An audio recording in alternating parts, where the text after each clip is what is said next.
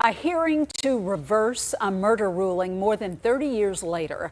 This is the first day in Christopher Dunn's motion to vacate hearing. Fox 2's Mallory Thomas is live with how the St. Louis City Circuit Attorney's Office is arguing Dunn's innocence against the State Attorney General's office. Mallory?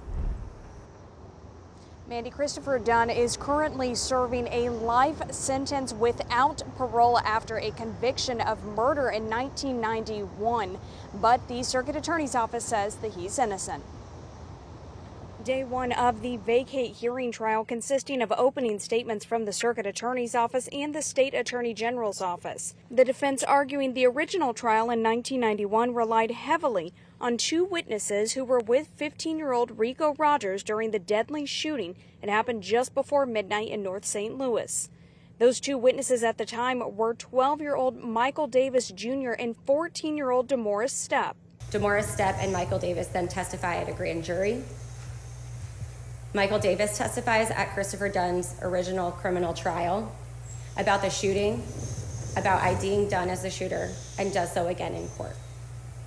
DeMaurice Stepp also testifies at Christopher Dunn's trial and IDs Dunn as the individual who shot at him and his friends, killing Rico Rogers.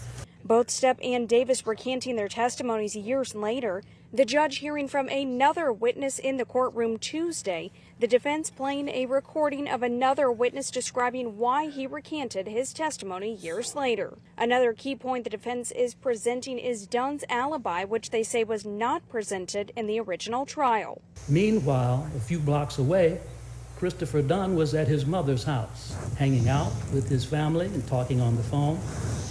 His mother, Martha, and sister, Arnetta, will testify that he was there with them, talking on the phone while the family was watching one of their favorite TV programs.